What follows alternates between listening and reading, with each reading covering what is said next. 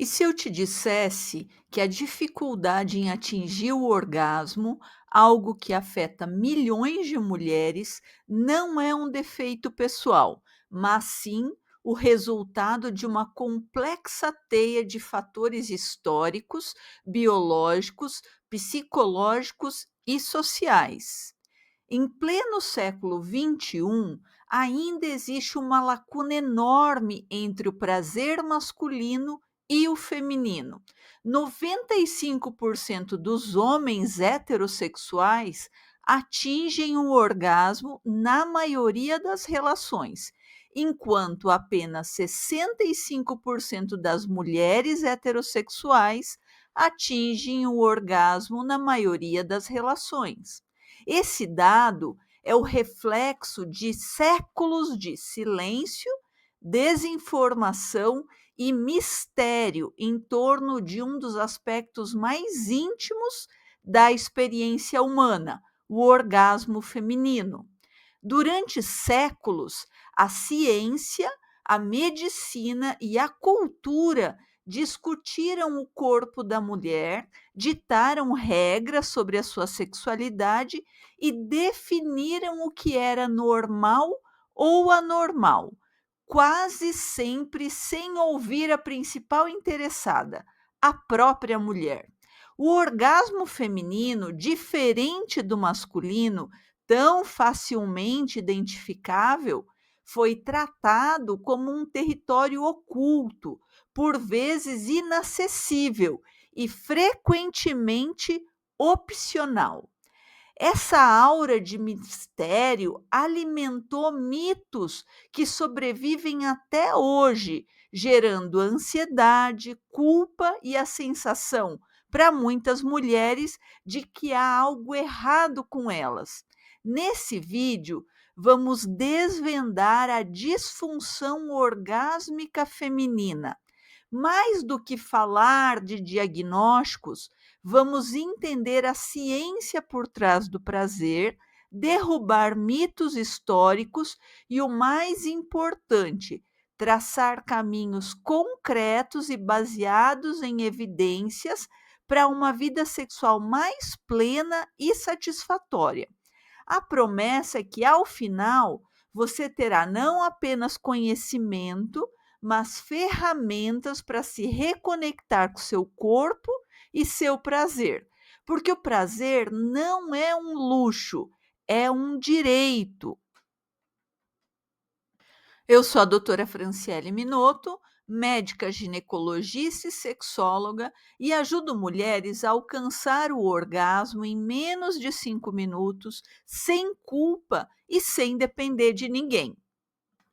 Para entender as dificuldades de hoje, precisamos viajar no tempo. Nossa história começa em um lugar surpreendente. Imagine uma época em que médicos não apenas valorizavam o orgasmo feminino, mas o consideravam absolutamente essencial. No século XVII, na Europa, predominava a chamada teoria da dupla semente. Acreditava-se que, para a concepção ocorrer, tanto o homem quanto a mulher precisavam liberar suas sementes através do prazer. O orgasmo feminino, portanto, não era apenas desejável, era um requisito biológico para a continuidade da espécie. Contudo, o prazer da mulher tinha um propósito funcional claro, o da procriação. Mas essa visão começou a ruir no século XVIII. Uma grande mudança cultural e científica varreu a Europa. O historiador Thomas Laqueux, em seu livro clássico Making Sex, descreve como um modelo de sexo único, onde o corpo feminino era visto como uma versão invertida do masculino, foi substituído pelo modelo de dois sexos. Esse novo modelo não apenas enfatizava, mas criava diferenças radicais entre homens e mulheres, não só no corpo, mas nas suas almas, mentes e papéis sociais. Nesse novo entendimento, o corpo da mulher foi redefinido como passivo, focado na maternidade, e seu prazer tornou-se irrelevante para a concepção. Nesse modo de entender a sexualidade, o orgasmo feminino deixou de ser uma necessidade fisiológica para a procriação e passou a ser visto como um excesso, um luxo desnecessário e, em alguns círculos, até mesmo perigoso, um sinal de histeria ou depravação moral. O grande silenciamento do prazer feminino havia começado, e seus efeitos estão presentes até hoje na ideia de que sexo é primariamente para o homem e que o prazer da mulher é secundário. No início do século XX, uma nova figura entraria em cena para complicar ainda mais essa história. Sim, ele, o famigerado Sigmund Freud. Com a psicanálise, Freud não apenas tentou decifrar a mente humana, mas também impôs uma nova e duradoura hierarquia ao orgasmo feminino. Ele teorizou que existiam dois tipos de orgasmo: o clitoriano, que ele considerava infantil e imaturo, e o vaginal, o único que representaria a maturidade sexual da mulher. Para Freud, a mulher que dependia da estimulação do clitóris para atingir o prazer estava, de alguma forma, presa em um estágio de desenvolvimento psicossexual infantil. O objetivo da mulher madura seria, para Freud, transferir essa sensibilidade para a vagina. Essa teoria, hoje já completamente desmentida pela ciência, causou um dano incalculável. Por décadas, mulheres que não atingiam o orgasmo apenas com a penetração, o que, como veremos, é a grande maioria, foram rotuladas como frígidas, histéricas ou disfuncionais. A teoria de Freud alimentou um sentimento profundo de inadequação e vergonha, internalizado por gerações de mulheres que acreditavam ter um problema, quando na verdade o problema estava na teoria. Felizmente, a ciência não parou no divã de Freud. A verdadeira revolução na compreensão da sexualidade feminina começou a tomar forma em meados do século XX, primeiro com Alfred Kinsey, um zoólogo que, através de milhares de entrevistas, compilou o famoso relatório Kinsey. Pela primeira vez, a diversidade da experiência sexual humana foi documentada em larga escala, mostrando que o comportamento sexual feminino era muito mais variado e complexo do que a moral da época permitia admitir. O trabalho de Kinsey foi um escândalo, mas abriu uma porta que jamais seria fechada. A década de 1960 trouxe a dupla que transformaria o estudo da sexualidade para sempre, William Master e Virginia Johnson. Em seu laboratório, eles fizeram o impensável para a época. Observaram e mediram a resposta fisiológica humana durante a atividade sexual.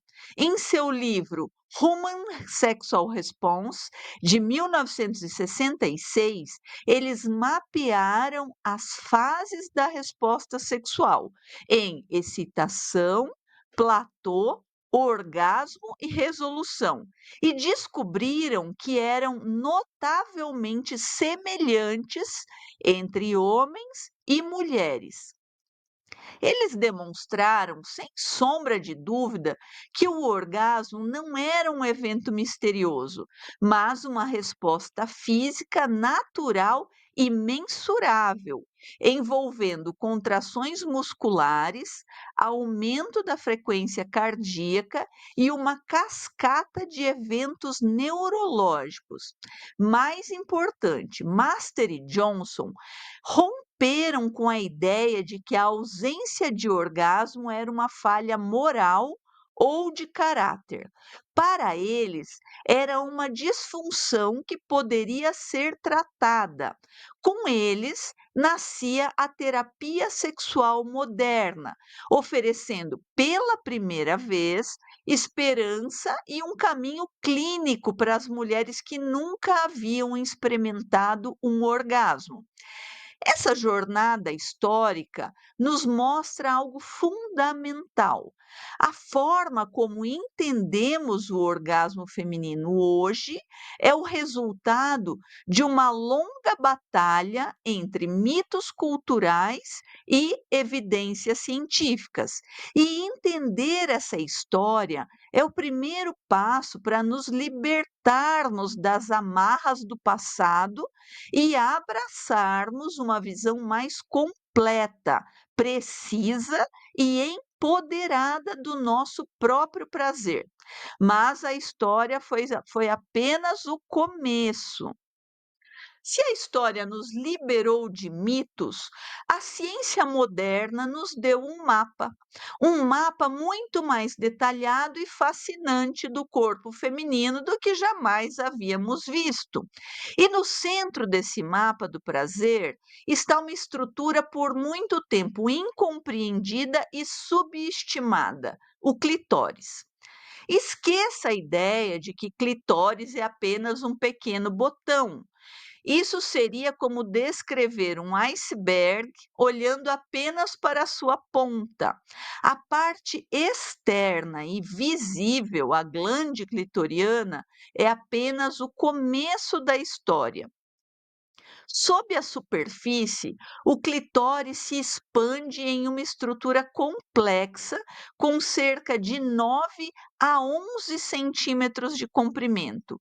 Ele tem um corpo, duas pernas que se ancoram no osso pélvico e dois bulbos vestibulares, que se estendem ao longo da abertura vaginal.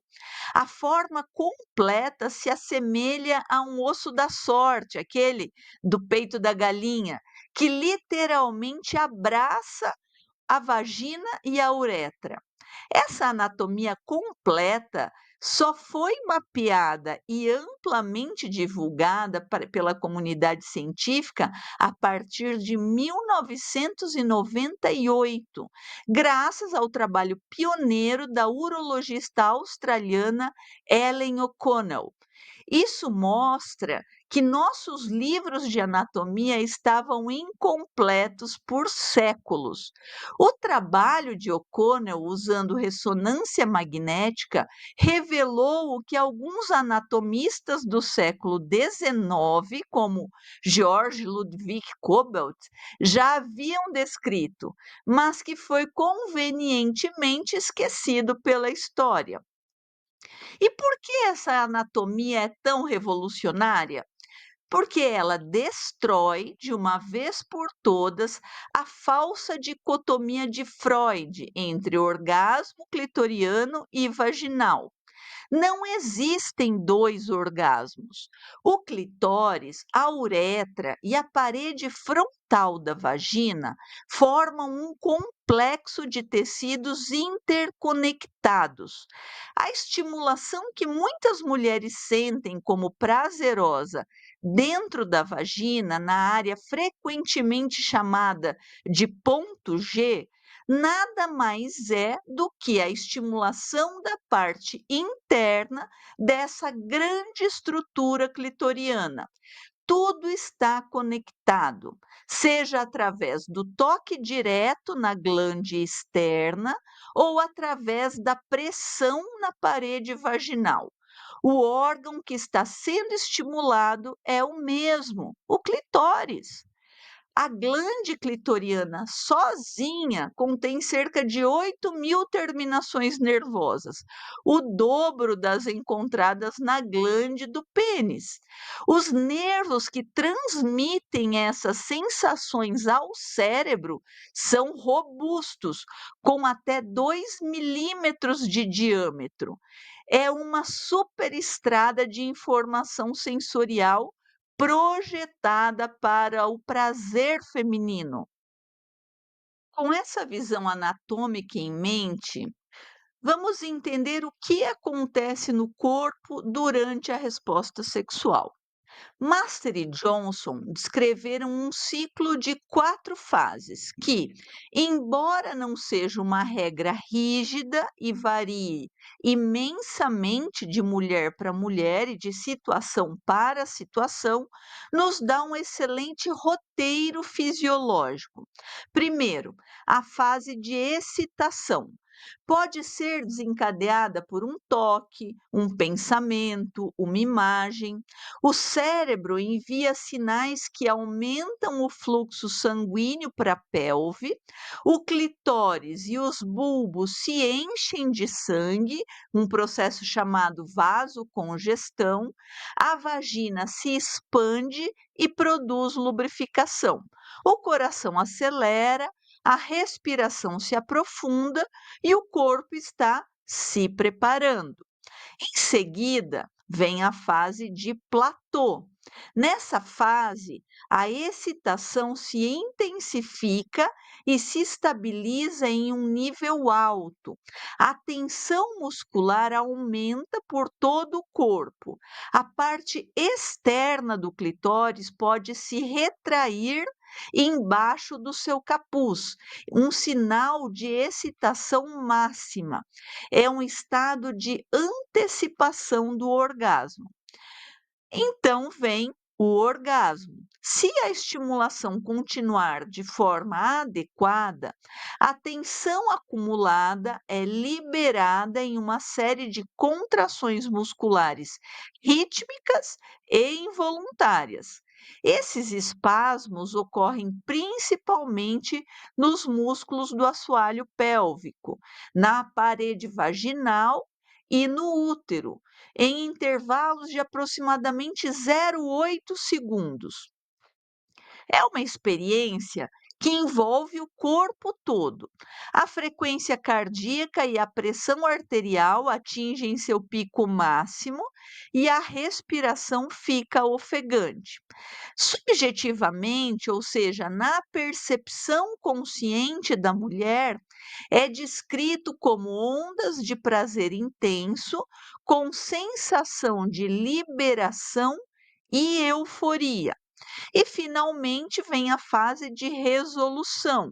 Após o clímax, o corpo gradualmente retorna ao seu estado de repouso.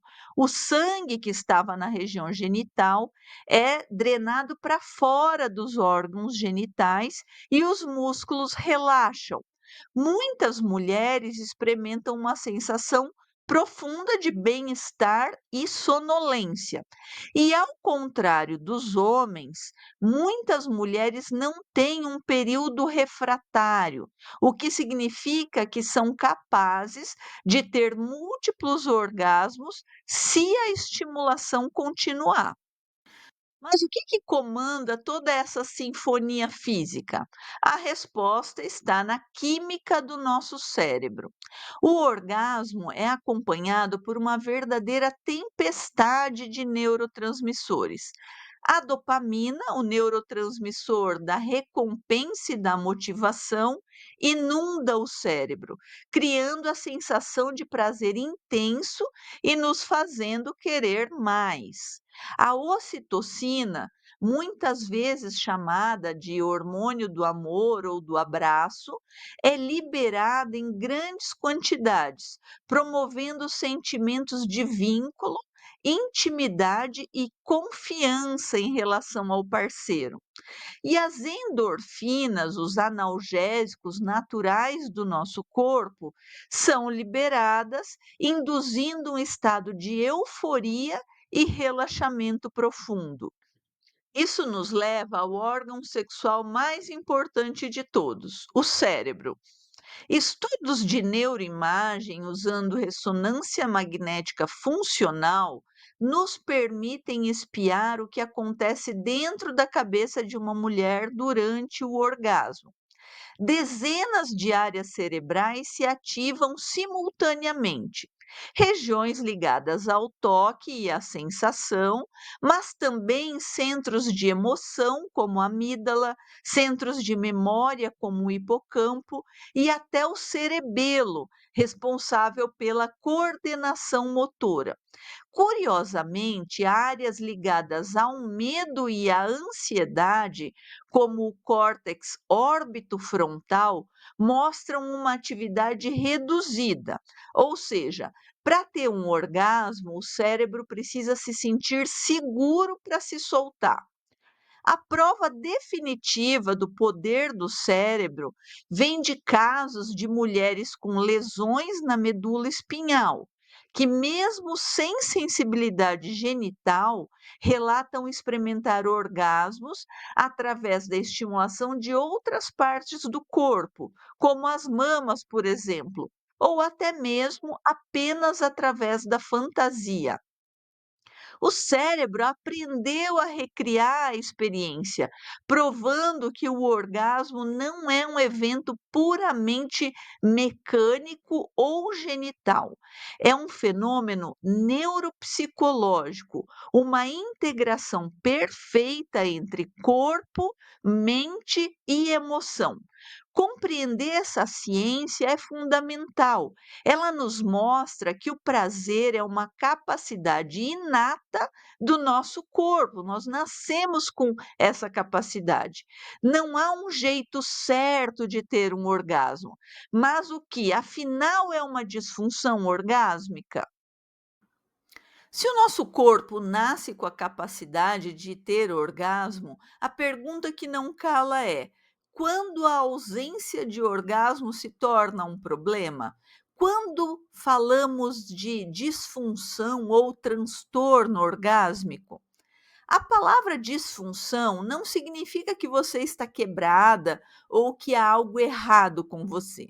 Na medicina, disfunção simplesmente descreve um processo que não está funcionando como esperado e que está causando sofrimento. A palavra-chave é sofrimento. De acordo com o manual diagnóstico mais utilizado por profissionais de saúde mental, o DSM-5, para que uma dificuldade orgásmica seja considerada um transtorno, alguns critérios precisam ser atendidos. Eu vou traduzi-los de forma mais clara possível. Primeiro, a dificuldade em atingir o orgasmo ou uma redução significativa na sua intensidade precisa ser persistente ou recorrente. Ou seja, não estamos falando de uma noite ruim, de um período de estresse ou de uma vez ou outra em que não aconteceu. Estamos falando de um padrão que se repete na maioria das experiências sexuais por um período de pelo menos 6 meses. Segundo, essa dificuldade ocorre apesar de haver estimulação sexual adequada. Esse ponto é fundamental e nos conecta diretamente com a ciência que acabamos de ver. Se não há estimulação clitoriana suficiente, seja direta ou indireta, a ausência de orgasmo não é uma disfunção, é uma resposta esperada. O corpo não recebeu o estímulo que precisa. E o terceiro e mais importante critério: a dificuldade precisa causar sofrimento pessoal. Se uma mulher tem uma vida sexual prazerosa e satisfatória, sem necessariamente atingir o orgasmo em todas as relações, e isso não a incomoda, ela não tem um transtorno orgásmico. A ausência de orgasmo só se torna uma questão quando ela se torna uma fonte de angústia, frustração, ansiedade ou problemas no relacionamento. O seu sentimento sobre a sua experiência é o que mais importa. Portanto, é igualmente importante saber o que não é uma disfunção. Uma variação normal na sua resposta sexual não é uma disfunção.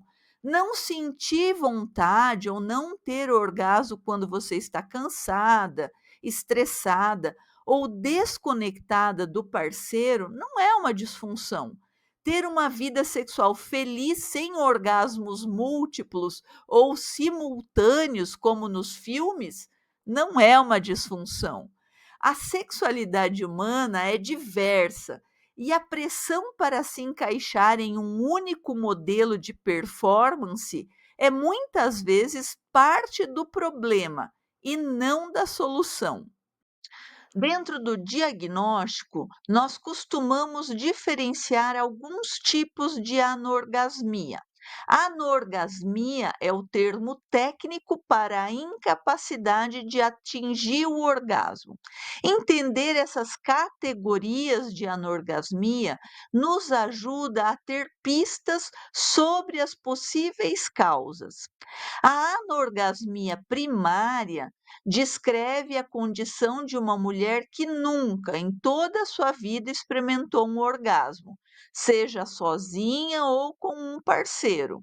Isso afeta uma minoria, cerca de 4 a 7% das mulheres, e muitas vezes está ligado a fatores como uma educação muito repressora, falta de informação sobre o próprio corpo, ansiedade severa ou, em casos mais raros, condições médicas não diagnosticadas. A mais comum é a anorgasmia secundária. Nesse caso, a mulher já teve orgasmos no passado, mas por algum motivo deixou de ter ou passou a ter mais dificuldade.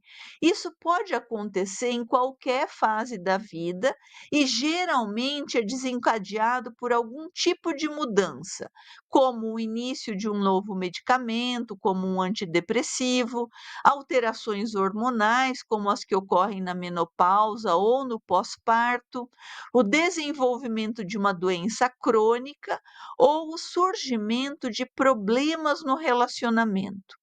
Existe ainda a anorgasmia situacional, que talvez seja a mais comum de todas. A mulher consegue atingir o orgasmo em algumas situações, mas não em outras. O exemplo clássico é conseguir sozinha durante a masturbação, mas não conseguir com o parceiro. Ou conseguir com um parceiro, mas não com outro, ou conseguir com o sexo oral, mas não com a penetração. Esse padrão é um forte indicativo de que fatores em jogo são menos sobre a capacidade física do corpo e mais sobre elementos psicológicos, relacionais ou contextuais. E quão comum é tudo isso? As estatísticas mostram que se você passa por isso, você definitivamente não está sozinha.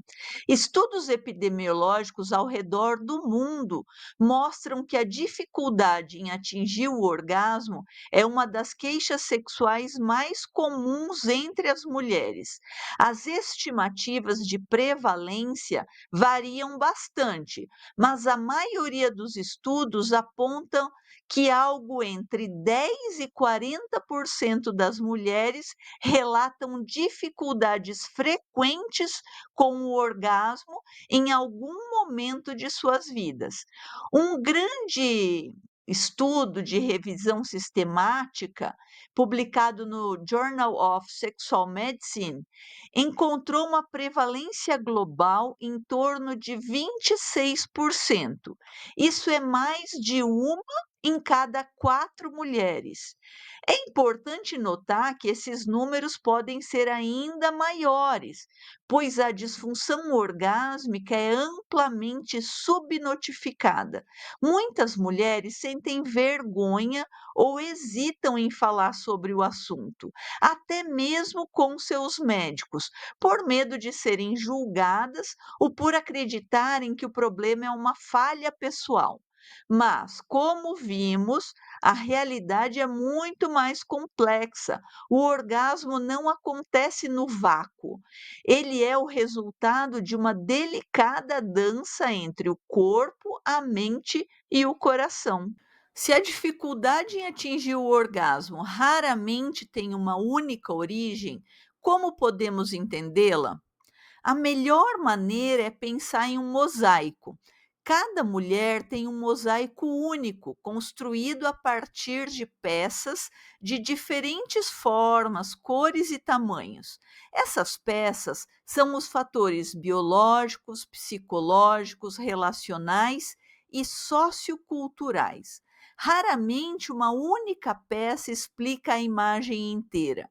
É a combinação delas, a forma como se encaixam, que cria a experiência individual de cada mulher.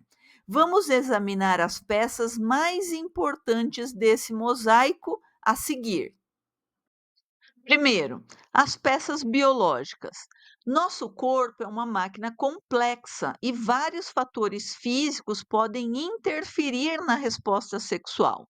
As alterações hormonais são um fator de peso. Hormônios como estrogênio e testosterona, que modulam o desejo e a resposta sexual, flutuam ao longo da vida. Durante a perimenopausa e a menopausa, a queda do estrogênio pode levar à secura vaginal e à diminuição da sensibilidade, tornando a estimulação menos eficaz. No pós-parto, as mudanças hormonais drásticas, combinadas com o cansaço e as mudanças corporais, também podem impactar a função orgásmica. Até mesmo alguns contraceptivos hormonais podem, em algumas mulheres, diminuir a libido e dificultar o orgasmo. Condições médicas também são peças importantes. Doenças que afetam os nervos, como a esclerose múltipla ou o diabetes, podem danificar as vias de comunicação entre os genitais e o cérebro. Cirurgias pélvicas, como uma histerectomia, que é a retirada do útero, pode, em alguns casos, afetar nervos ou o fluxo sanguíneo para a região. Qualquer condição que cause dor crônica também pode colocar o prazer em segundo plano. E claro, os medicamentos. Essa é uma das causas mais comuns e, felizmente, mais reversíveis de anorgasmia secundária. Os antidepressivos da classe dos inibidores seletivos da recaptação de serotonina, como a fluoxetina e a sertralina, entre outros, são comumente citados por este efeito colateral. Eles são medicamentos extremamente importantes e que salvam vidas, mas, ao aumentarem a serotonina, podem amortecer a resposta da dopamina, essencial para o orgasmo. Ansiolíticos, antipsicóticos e até alguns medicamentos para pressão alta também podem interferir no orgasmo. Se você suspeita que um medicamento está afetando a sua vida sexual, converse com o seu médico, mas nunca interrompa o uso por conta própria. Muitas vezes, um ajuste de dose ou a troca por uma alternativa com um menor impacto sexual pode resolver o problema. O cérebro é o principal órgão sexual E o que se passa na nossa mente tem um impacto direto no nosso corpo. Então, vamos falar das peças psicológicas desse mosaico. A ansiedade de desempenho é talvez o maior vilão psicológico do orgasmo. É a pressão para performar, para atingir o clímax, para provar algo a si mesma ou ao parceiro. Essa ansiedade ativa o sistema nervoso simpático, o nosso modo luta ou fuga, que é o oposto do estado de relaxamento necessário para o prazer. A mulher começa a se observar de fora, e em vez de estar presente em suas sensações, ela está na cabeça se perguntando: será que vou conseguir? Estou demorando muito? O que ele ou ela está pensando? Isso cria um ciclo vicioso terrível. A ansiedade inibe o orgasmo e o que gera mais ansiedade na próxima vez. A depressão não apenas drena nossa energia e motivação para o sexo, mas também afeta diretamente os neurotransmissores do prazer. A ansiedade generalizada mantém o corpo em um estado de alerta constante, incompatível com a entrega necessária para o orgasmo. E para sobreviventes de abuso ou trauma sexual, o caminho para o prazer pode ser ainda mais complexo. O corpo pode guardar memórias do trauma e o sexo, em vez de ser uma fonte de prazer, pode se tornar um gatilho para o medo, dor ou dissociação, que é quando a sensação de se desligar do próprio corpo acontece como um mecanismo de defesa. Finalmente, a autoimagem e a autoestima. Em uma cultura que nos bombardeia com imagens de corpos perfeitos e irreais, é muito fácil desenvolver uma relação negativa com o próprio corpo. A insatisfação com a aparência, a vergonha dos próprios genitais, a preocupação com a celulite ou com a barriga durante o sexo, tudo isso são pensamentos que nos tiram do momento de prazer e nos impedem de focar nas sensações de prazer. A auto-objetificação, o hábito de se ver como um objeto a ser admirado ou criticado, é inimiga da experiência sexual. Nenhuma mulher é uma ilha, por isso as peças relacionais são absolutamente importantes no mosaico do prazer. A qualidade geral do relacionamento é um pilar importante. É muito difícil se entregar ao prazer com alguém com quem você tem conflitos não resolvidos, ressentimentos guardados ou falta de intimidade emocional. Se não há segurança, confiança e respeito fora do quarto, é quase impossível encontrar isso dentro do quarto. Em relacionamentos abusivos ou com desequilíbrio de poder, a dificuldade com o orgasmo pode ser um sintoma de problemas muito mais profundos. A comunicação sexual é a ferramenta mais poderosa que um casal possui. E a falta dela é uma das causas mais comuns de insatisfação. Muitas mulheres nunca aprenderam a pedir o que gostam, por medo de parecerem exigentes ou de magoarem o parceiro. Muitos homens nunca perguntam, assumindo que sabem o que fazer.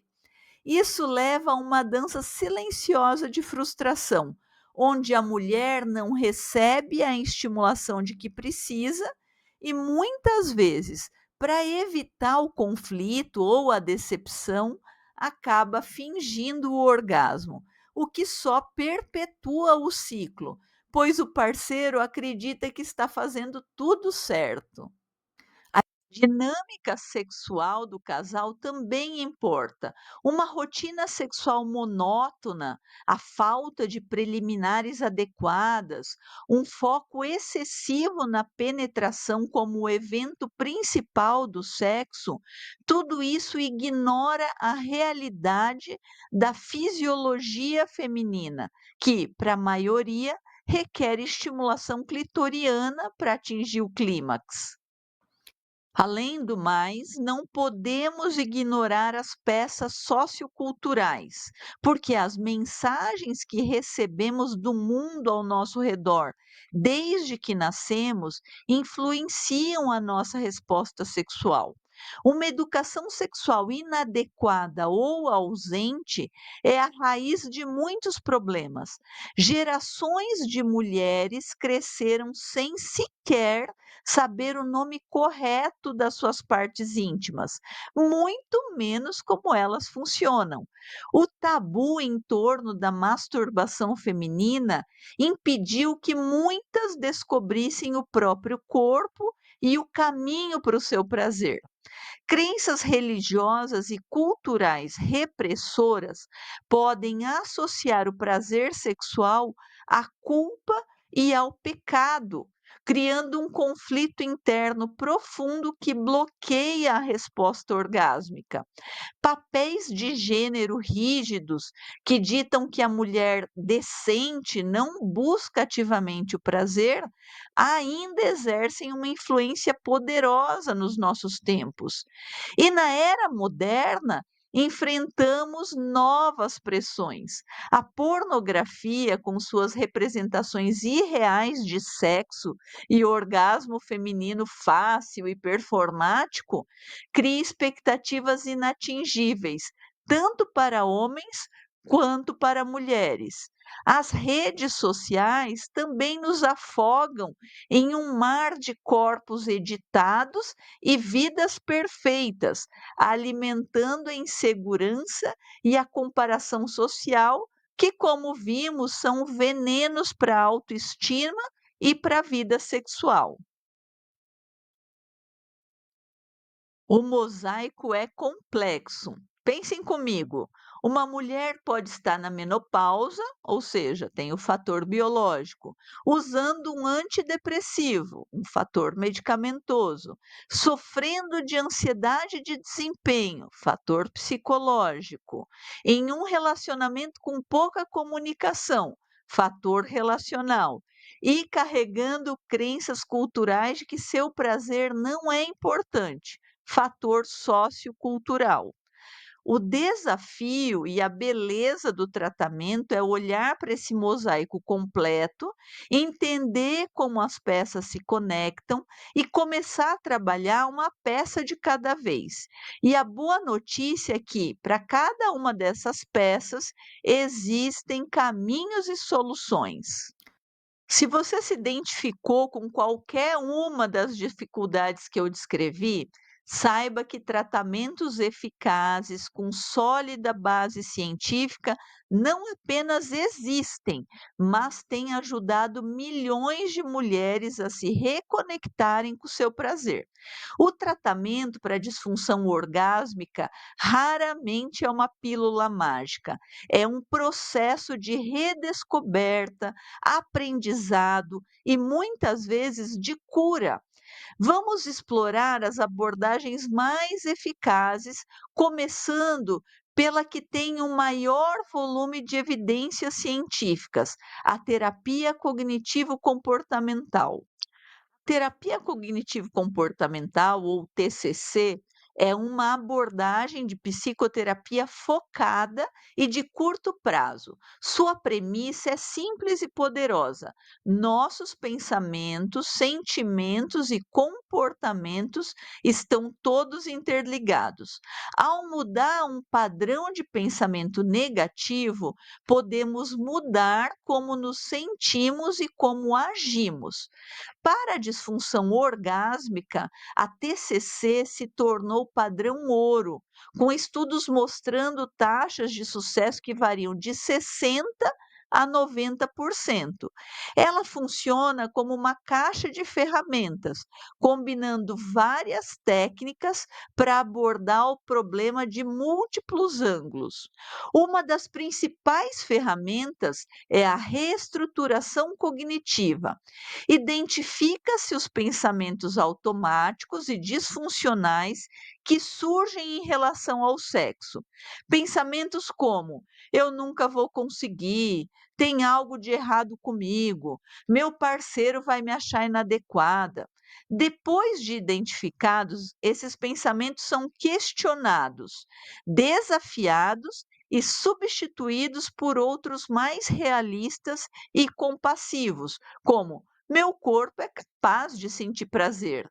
Cada experiência é uma oportunidade de aprendizado, não é um teste.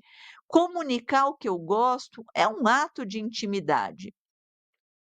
Outra ferramenta fundamental, especialmente para a anorgasmia primária, é a masturbação dirigida. A masturbação dirigida não é um conselho vago como o Se Toque Mais. É um programa estruturado e gradual de autoexploração, feito em casa, com o objetivo de autoconhecimento. Começa com a exploração não genital do corpo para redescobrir o prazer sensorial sem pressão. Depois, avança para a exploração genital, identificando através do toque o que é prazeroso, que tipo de pressão, velocidade e ritmo funcionam. O objetivo é que a mulher se torne a maior especialista em seu próprio corpo. Essa técnica sozinha tem taxas de sucesso altíssimas, entre 80 e 90%, para mulheres que nunca tiveram um orgasmo. Dentro da TCC voltada para a sexualidade, também encontramos os exercícios de Kegel, que são contrações voluntárias da musculatura do assoalho pélvico, a mesma que a gente usa para interromper o fluxo de urina. Fortalecer esses músculos não só melhora o suporte dos órgãos pélvicos, mas também aumenta a consciência corporal da região e pode intensificar as sensações do orgasmo. O foco sensorial, desenvolvido por Master e Johnson, que é uma série de exercícios de toque para o casal, que começa de forma não genital e progride lentamente, tem o objetivo inicial de simplesmente sentir e dar prazer através do toque, com a penetração e o orgasmo proibidos. Esse foco sensorial remove completamente a pressão e a ansiedade de desempenho, permitindo que o casal se reconecte de forma sensorial e que a mulher reaprenda a relaxar e a receber prazer sem a obrigação de chegar lá. Uma abordagem mais recente, mas com evidências científicas cada vez mais sólidas, é a aplicação de mindfulness, ou atenção plena à sexualidade. Se a TCC foca em mudar os pensamentos, o mindfulness foca em mudar nossa relação com os pensamentos. O mindfulness sexual ensina a mulher a ancorar a sua atenção no momento presente, nas sensações físicas do toque, da respiração, do calor, em vez de se deixar levar por pensamentos distrativos sobre o passado, o futuro, a lista de compras ou a autoavaliação do seu desempenho. Através de práticas como meditação, escaneamento corporal e respiração consciente, a mulher aprende a observar os seus pensamentos e sentimentos sem julgamento, deixando-os passar como uma nuvem no céu. Em vez de estar em sua cabeça se observando, você aprende a estar em seu corpo sentindo. Estudos liderados pela pesquisadora Lori Broto mostraram que a terapia baseada em mindfulness melhora significativamente o desejo, a excitação, a satisfação e a função orgásmica, além de reduzir o sofrimento sexual. É uma ferramenta poderosa para acalmar o sistema nervoso e criar o estado de segurança e entrega que o cérebro precisa para permitir o orgasmo. Quando as peças do mosaico mais proeminentes são as relacionais, a terapia de casal é fundamental. Se a dificuldade orgásmica é um sintoma de conflitos, ressentimentos ou falta de intimidade, trabalhar apenas com a mulher pode não ser suficiente. A terapia de casal oferece um espaço seguro para melhorar a comunicação, resolver problemas subjacentes e reconstruir a conexão emocional e física. O terapeuta pode atuar como um tradutor, ajudando o parceiro a entender as necessidades da mulher sem se sentir criticado e ajudando a mulher a expressar os seus desejos de forma construtiva. Não podemos esquecer das abordagens medicamentosas. Se houver suspeita de desequilíbrio hormonal, especialmente na perimenopausa ou menopausa, a terapia de reposição hormonal pode ser útil. A revisão dos medicamentos em uso também é um passo importante. E quanto aos dispositivos como os vibradores? Longe de serem apenas brinquedos sexuais, eles são ferramentas terapêuticas valiosíssimas. Para muitas mulheres, especialmente aquelas com anorgasmia primária, um massageador genital pode fornecer a estimulação intensa e consistente necessária para que o cérebro aprenda o caminho neural para o orgasmo.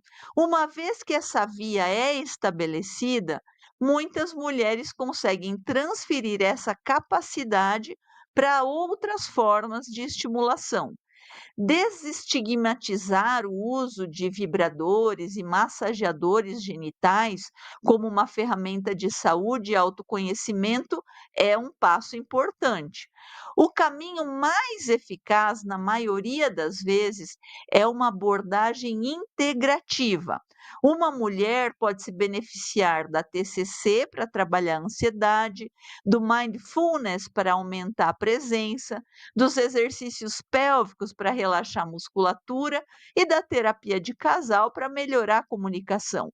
O tratamento ideal é aquele que te dá autonomia e abrange todas as peças do mosaico. O que você pode começar a fazer hoje para trilhar seu próprio caminho em direção ao prazer? A jornada começa com o passo mais fundamental e poderoso de todos, o autoconhecimento. É uma verdade simples. Você não pode pedir por algo se não sabe do que gosta. Você não pode guiar seu parceiro a um tesouro se você mesma não tem o mapa. O autoconhecimento através da autoexploração e da masturbação não é um ato de egoísmo, é um ato de responsabilidade para com seu próprio bem-estar. Ele te empodera, reduz a dependência do outro para o seu próprio prazer e constrói uma confiança sexual que irradia para todas as suas relações. Então, como começar? Especialmente se esse é um território novo ou carregado de tabus para você. Primeiro, crie um espaço seguro, tranque a porta, desligue o celular, crie um ambiente que te faça sentir relaxada e confortável. Pode ser com música, velas, um banho quente. O objetivo é sinalizar para o seu corpo e para a sua mente que este é um momento de cuidado e não de performance. Comece pela exploração visual. Use um espelho de mão para conhecer a sua genitália. Olhe com curiosidade e não com julgamento. Identifique a glande do clitóris, os pequenos lábios, a abertura vaginal. Familiarize-se com a sua anatomia única. Lembre-se, não existe normal, Somos todas diferentes. Depois, passe para o toque exploratório e a regra de ouro é: sem pressão por um orgasmo. O objetivo é descobrir sensações.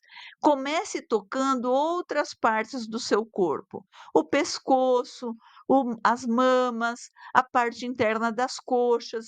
Redescubra o prazer sensorial. Quando se sentir pronta, explore a região genital. Varie o toque, use a ponta dos dedos, a palma da mão, varie a pressão, de leve até a firme. Varia o ritmo, de lento a rápido. Use um lubrificante à base d'água. Ele não é um sinal de que você não está excitado o suficiente.